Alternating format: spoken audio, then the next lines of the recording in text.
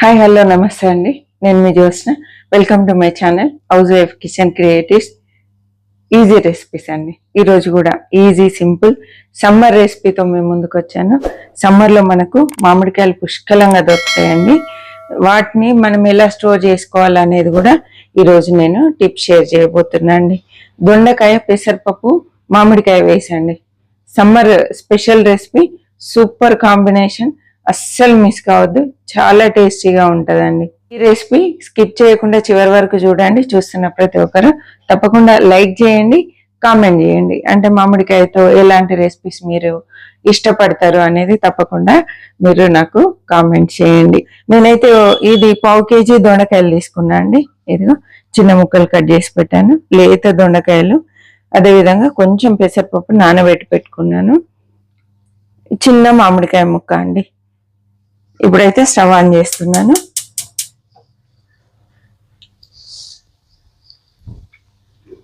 Oil వేసుకుందాం. ఇందులో పప్పు కూర కాబట్టి ఆయిల్ తక్కువ వేస్తున్నా అండి. ఒక 1.5 టేబుల్ స్పూన్ వేస్తున్నాను. ఫ్రై కర్రీస్ అయితే కొంచెం నూనె ఎక్కువ పడుతుంది.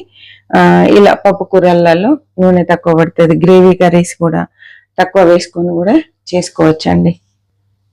కొంచెం స్టవ్ పెంచుతున్నాను. ఇప్పటి వరకు అయితే సిమ్లో ఉంది. నూనె వేడైందండి. కొన్ని ఆవాలు వేస్తున్నాను, మరి ఎక్కువ కాదు, కొన్ని వేస్తున్నాను.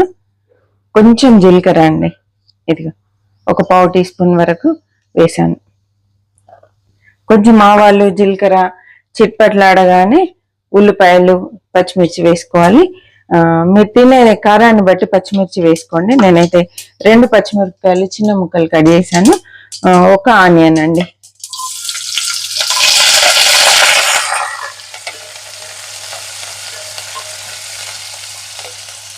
ఫ్రెష్ కరివేపాకు కొంచెం ఎక్కువ వేస్తున్నా అండి. కరివేపాకు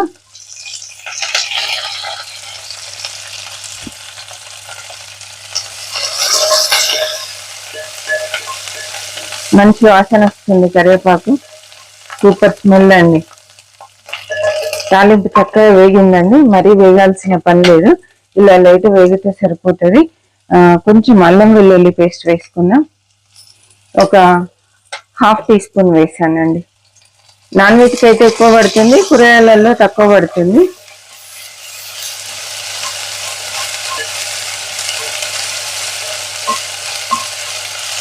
కొంచెం పచ్చివాసన పోయేంత వరకు వేయించుకోవాలి.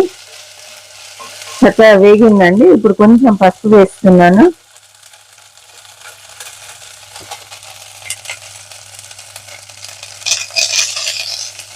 కొంచెం 1/2 టీ స్పూన్ వరకు పసుపు వేసానండి. దొండకాయలు వేసేసుకుందాం. దొండకాయలు వేసిన తర్వాత ఈ దొండకాయ ముక్కలకు సరిపోను కొంచెం సాల్ట్ వేసుకోవాలి. కొంచెమే అండి, ముక్కలకు సరిగా పట్టదు ఉప్పు దొండకాయకు. కాబట్టి దొండకాయ వేగే అప్పుడే మనం ఉప్పు వేసుకుంటే ముక్కలకు పడుతుందండి. ఇలా అంతా కలిపేసి మూత పెట్టి కాసేపు మగ్గనివ్వాలి. తర్వాత మీకు ఒకటి చెప్పాను, మామిడికాయలు ఎలా స్టోర్ చేసుకుంటా అని చెప్పి.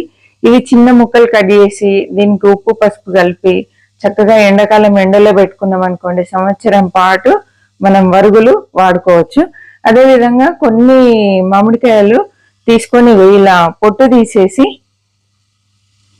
చూడండి, పొట్టు తీసేసి ఇలా 4 పీసెస్ కట్ చేసి ఒక డబ్బాలో వేసి ఫ్రీజర్లో పెట్టుకుంటా అండి. పచ్చి మామిడికాయ తినాలనుకున్నప్పుడు ఇది 1 లేదా 2 తీసుకొని బయట పెట్టామంటే ఒక 10 నిమిషాలలో నార్మల్కి వచ్చేస్తాయి. లేదా కొన్ని వాటర్లో చల్ల నీళ్ళల్లో వేసి పక్కన పెడితే నార్మల్కి వచ్చేస్తాయండి. చక్కగా మనం కట్ చేసి వాడుకోవచ్చు. ఇవి కూడా 6 months వరకు నిలువ ఉంటాయి. ఇలా చేసుకున్నా పర్లేదు, ఎండబెట్టుకున్నా పర్లేదు, కానీ సీజన్లో మాత్రం మనం స్టోర్ చేసి పెట్టుకోవాలండి. నేనైతే ఈ పద్ధతిలో స్టోర్ చేసుకుంటాను. మీరు ఎలా స్టోర్ చేసుకుంటారో తప్పకుండా నాకు తెలియజేయండి. చిన్న ముక్కలు కట్ చేస్తున్నా అండి. అంటే నార్మల్ మన మామిడికాయ గట్టిగా ఉంటది కదా, ఇలా మనం స్టోర్ చేసుకున్నది కొంచెం ఇలా మెత్తబడుతుందండి. ముక్కలు మెత్తబడిపోతాయి. తీసి మనం నీళ్ళల్లో వేయగానే ఇలా మెత్తగా అవుతాయి. ఒకసారి దొండకాయ చూద్దామండి. ఇదైతే సిమ్లో పెట్టి మగ్గిస్తున్నాను. ఆల్మోస్ట్ 50% దొండకాయ ఇప్పుడు మగ్గిపోవాలండి పప్పు వేయకముందే. అప్పుడే టేస్ట్ బాగుంటుంది. మనము దొండకాయ ముక్కలు వేయగానే పప్పు వేసామనుకోండి అస్సలు బాగుండదు. ఇలా కొంచెం నూనెలో మగ్గాలి. మూత పెడుతున్నా అండి. పూర్తిగా సిమ్లో ఉంచాను స్టవ్. చూద్దామండి. ఆల్మోస్ట్ దొండకాయలు మగ్గిపోయాయి. ఇప్పుడు ఈ పెసరపప్పులోని నీళ్లు తీసేద్దాం. తీసేసి ఇందులో వేస్తున్నాను.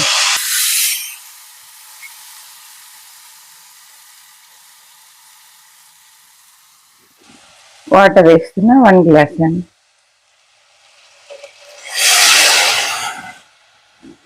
కారం వేసుకుందాం.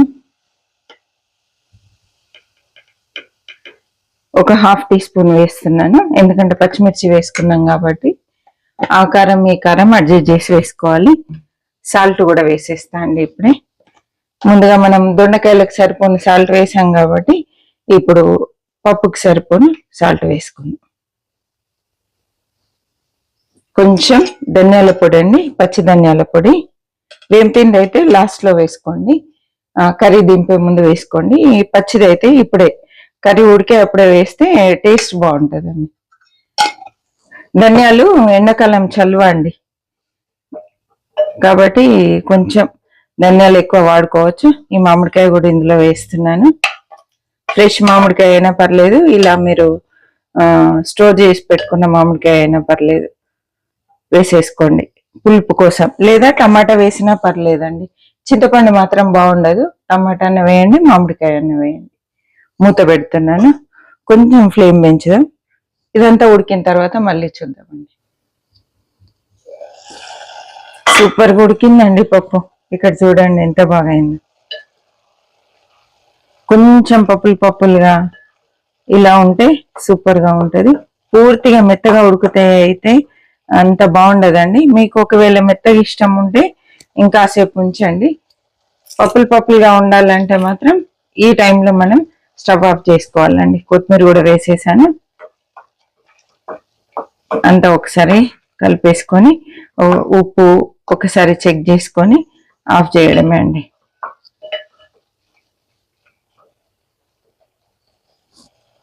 ఉప్పు చూద్దామండి.